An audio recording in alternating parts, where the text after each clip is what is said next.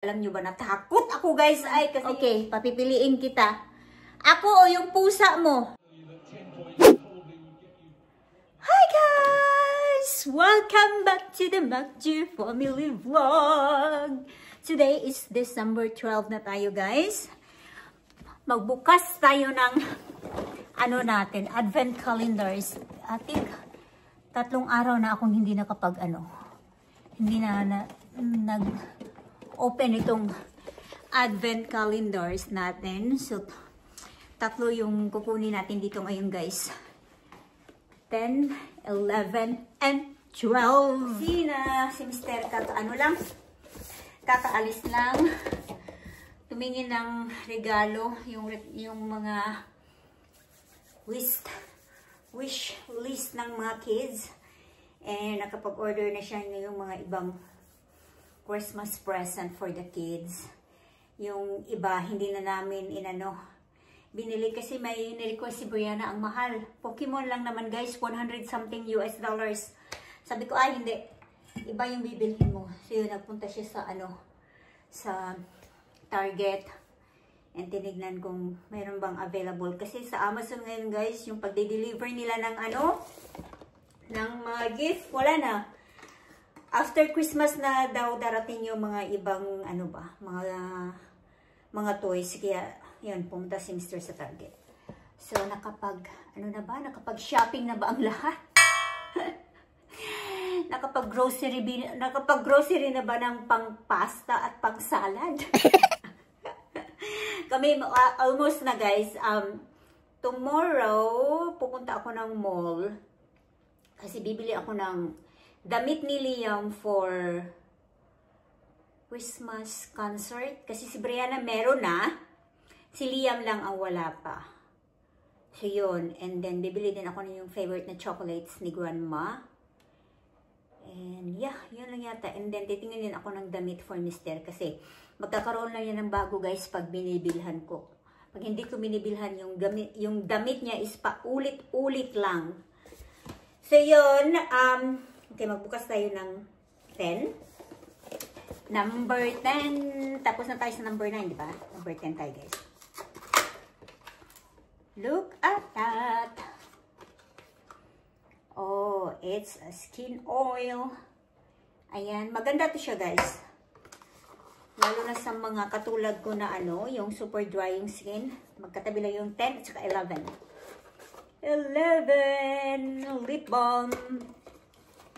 That is lip balm. 12 tayo. Okay, where are you? Number 12. Kasi 3 na yung natin. Hindi nabuksan. Libat-libat na punta aligamay. Nakalimutan kong nito kahapon. And then the other day then. Oh, 12. Nagahawaan na ako ni mother-in-law. Ang liit naman. Okay. Ang hirap pag sa, na to? Emerald Precious Contour. I don't know. Ayan. Nahawaan ako ni Grandma ng pagkamalimutin. So, ayan. Tomorrow is 13. Bukas lang. Friday, 13 pala bukas. Parang ayoko mag-travel going to mall. Natakot ako sa Friday, 13. Dumating na rin yung mga batteries, guys, oh. Kasi, lagyan ko yun ng yung mga ibang Christmas decoration ko ng, kasi low-bat na. Then, dumating din itong in-order ko for Liam's teacher. Ayan.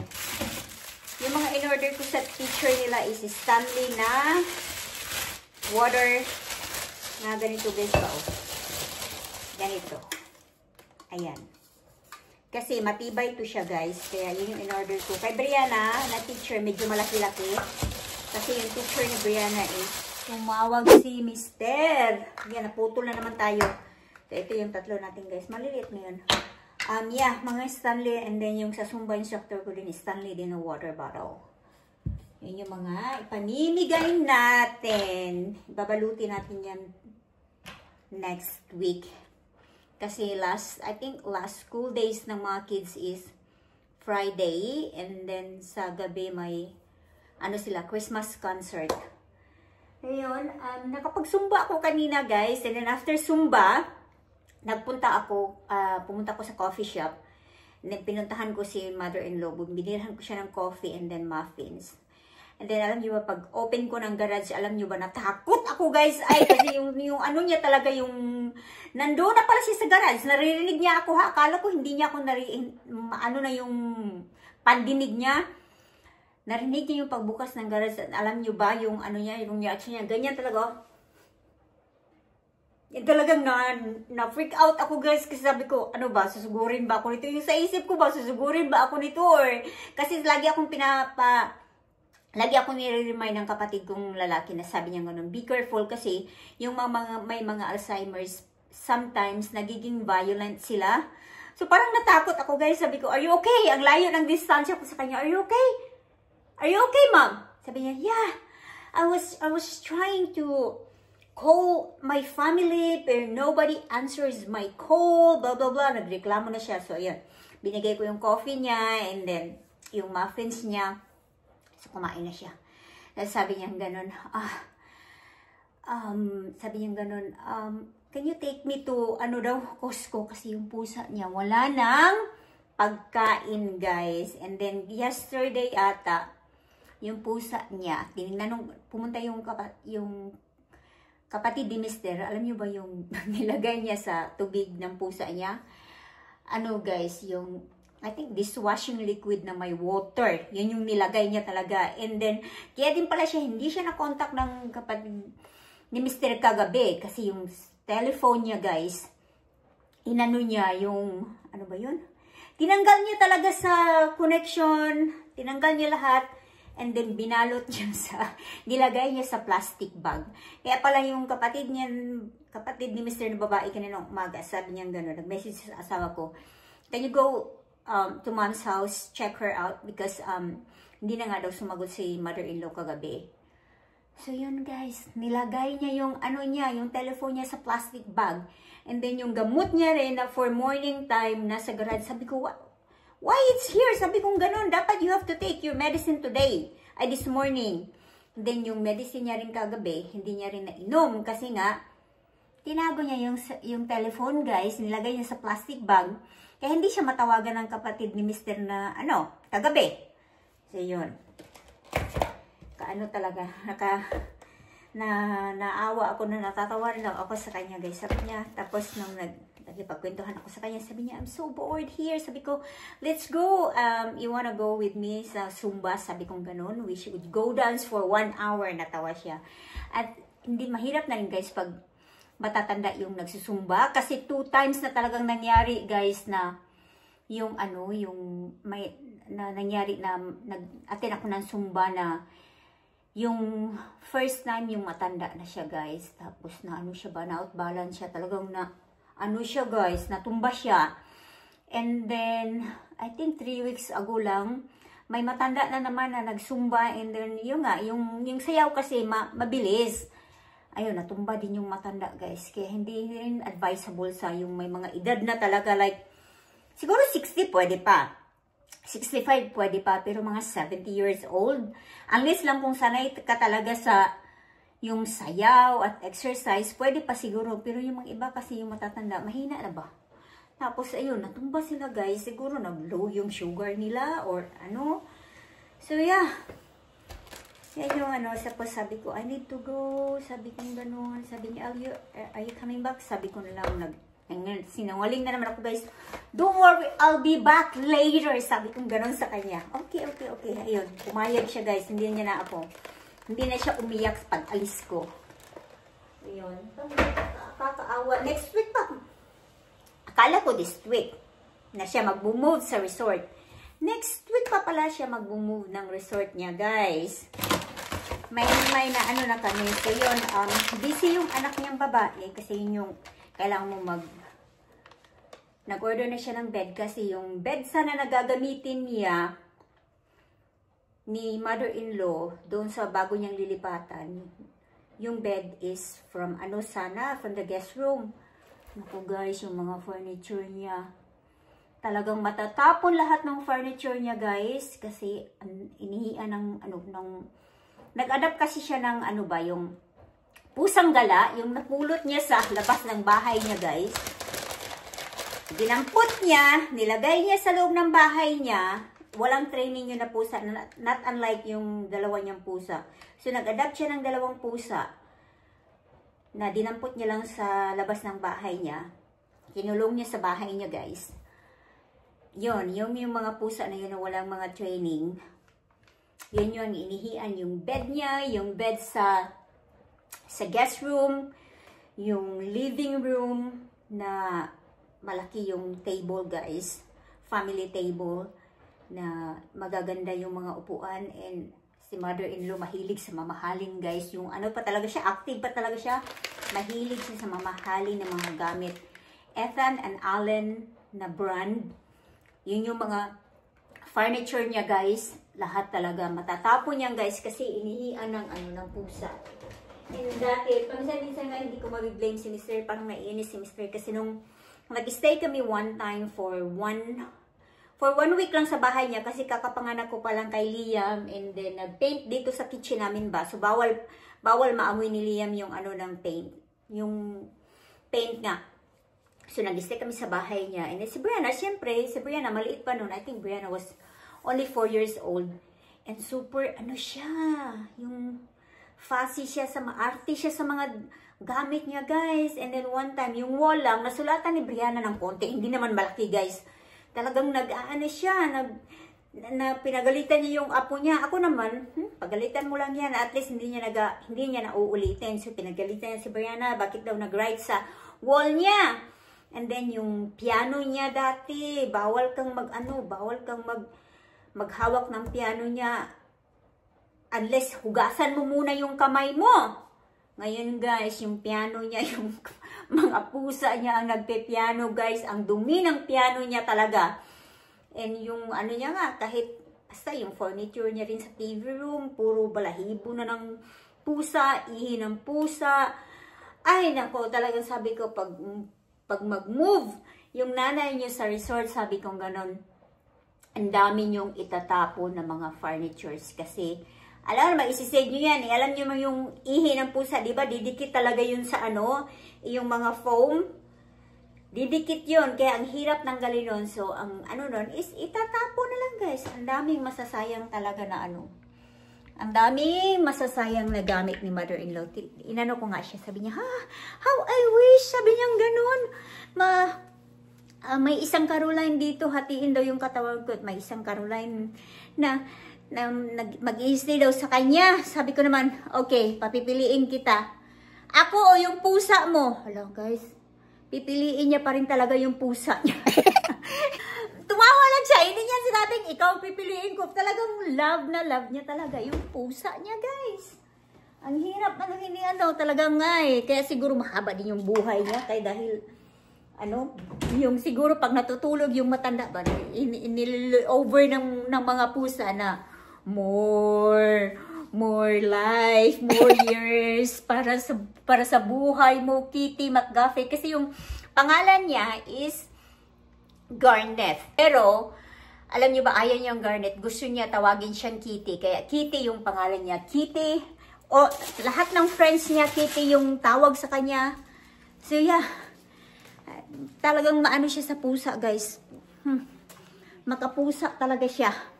Kaya ayan, ang haba ng buhay. Kaya siguro pagtanda ko, mag-alaga din ako ng pusa. Para haba din yung buhay ko, guys. Bakit pa tayo napunta dito? Kikip ko pala to. Nag-order din yan ako para kay Mister. Naglaba din ako, guys.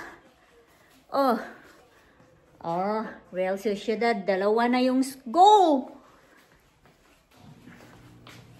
Ayan, nauubusin ko yung bibingka. Kahapon guys, hindi ako kumain buong araw, no. So, nag-dinner kami ng burger. Hindi ko rin inubos yung burger ko. Parang sumakit yung tiyan ko, guys. Hindi pa naman ako gutom ngayon. Gagawa lang ako ng matcha. Then, anuhin ko yung bibingka. Oops. Kakainin ko yung kalahati ng bibingka ko, guys. Kasi may bibingka pa tayo dito. Ayan o. So, gagawa lang ako ng matcha, guys. And balikan ko kayo.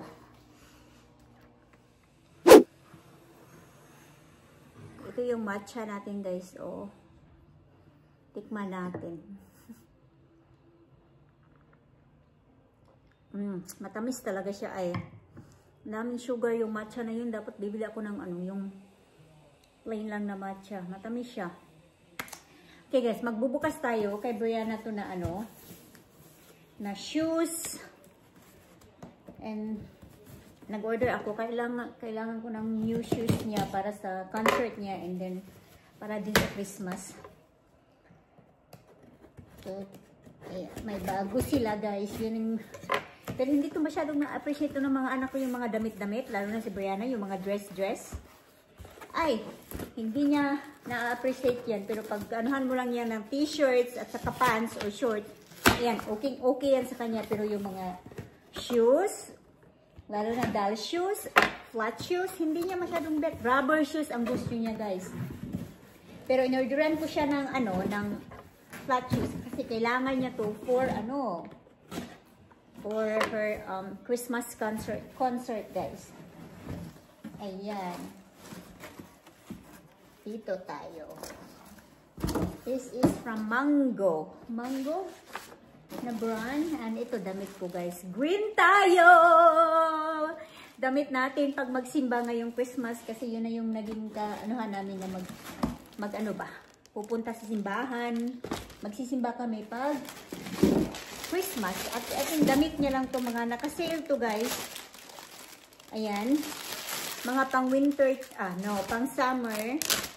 And then pang 11 to 12 years old. So magagamit niya to next vacation. Babalik tayo ng Tahiti guys. Magbabakasyon tayo. Babalik tayo ng Tahiti. Kasi na we fall in love the island guys. Talagang na-in-love kami sa island. Maki pala nito. Pwede ito kay Brianna. Ito. Dress. Naka-sale na to guys. Magkano ba to? I think nasa $12 to. Ito lang yung ano niya. I think. And then itong sandal is nasa $39. Itong sandal niya. O, itong flat shoes. Malaki yung paa ni Brianna. Ayan. Ano na siya ngayon? 14 years old. 5.5 na yung ano niya guys. Yung size na ang paa niya. Sana magkasya to. Di bali, kung malaki pa sa kanya, ikikip ko na lang for next year. So, tinanong pala ako ni Mr. kung ano daw gusto ko for Christmas as well as for my birthday. Sabi ko sa kanya, no. I don't need anything. Sabi ko gano'n sa kanya. Wala akong gusto ngayong Christmas. Sabi ko gano'n sa kanya. Kasi this coming next year, maraming gastos guys. Inisip ko talaga, ay, ang daming gastos. Hindi ko pa ma-reveal sa inyo, pero, ay, na-stress ako sa gastos guys. Ang dami naming gastos next year. Na-imagine ko na talagang, kaya sabi ko, ayokong ng gift ngayon, sabi niya gano'n, are you sure? Sabi ko, yeah, I don't want anything. Kasi, before every Christmas or birthday, nag-ano talaga yan, honey, what do you want? Ako naman, syempre, tinatanong, oh, I want this one, I want that. Itong gusto ko, this one. Pero ngayon, talagang for the first time, guys, hindi ako naghangad ng gifts ngayon talaga sa totoo lang. Wish ko lang na healthy kami, buong pamilya ko sa Pinas. And magkaroon lang, mapadalhan lang pang Christmas yung family ko sa Pinas. Happy na ako dun guys. Pero for me, sabi ko kay Mr. No need na. Makapagsimba lang tayo, may makakain lang tayo sa Christmas. Sabi kong ganun sa kanya, happy na ako. Yun, ang plan namin sa Christmas is kami, roast beef. Kung kami lang din naman guys, kaya yeah, simple lang. Yeah, ikikip ko to kasi medyo malaki pa kay Baba. Yung sapatos, ipapatry ko sa kanya mamaya. So, see ya mamaya guys. Hi guys! guys, kids are back home pero naglaro sila sa labas guys. Sama yung dalawang bata namin na kapitbahay. Saan na kaya yung dalawa? Ah, doon sila sa ano.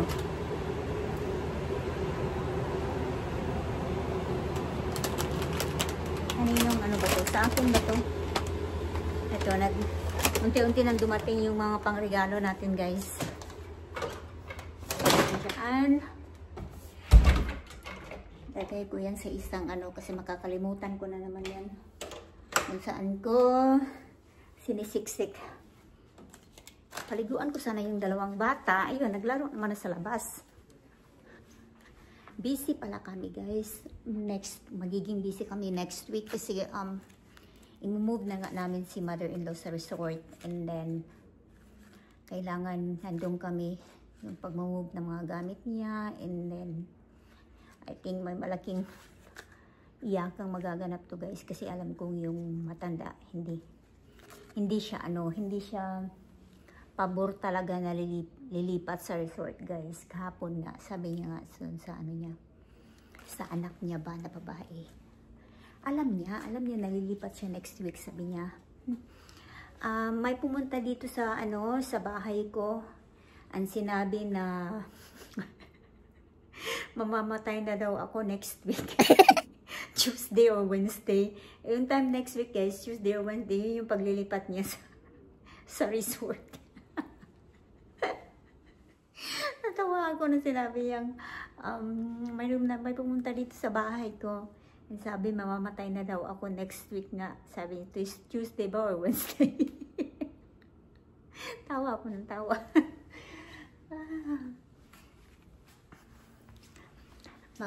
Magluluto na ako ng dinner for the kids. Kausap ni Mister yung, okay. Nasa labas pala. Kausap niya yung kapatid niya. Kasi nagplano sila anong gagawin. Anong dapat unahin sa pag-move. Nagutom ako guys. Prutas lang yung kinain ko. Kasi nga, gusto ko yung madami yung kakainin ko mamaya sa sa Indian food nga yung namin. Yung dinner namin. Ito, nagutom na ako guys.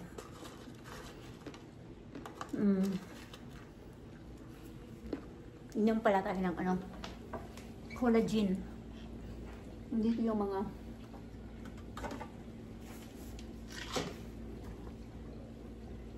ito, may inom ako ng collagen guys. Nag-ano kayo kung bakit makapal pa yung buhok ko.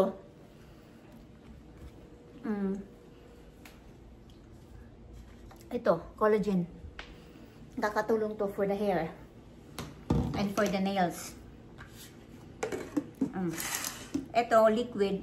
Ahalo ko siya sa tubig. Inumin ko. And then ito. 3 tabletas nito.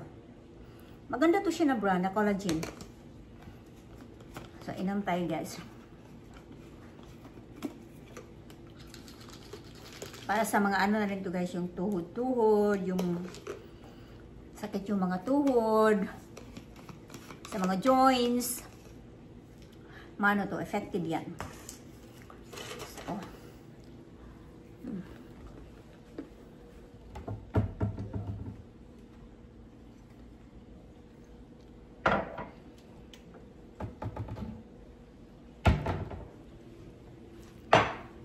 alam niyo ba ito ang pinaka-the best na mani from Costco. Sarap nito guys. Yung lasang mani sa atin ba?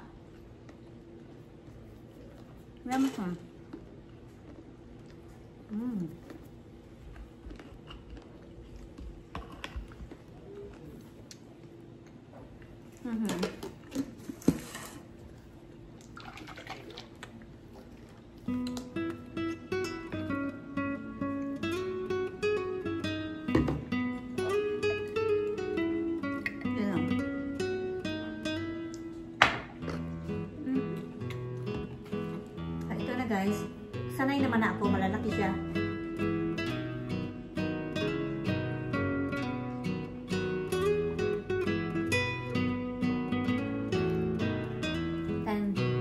Tas ito, parang lasang juice lang siya.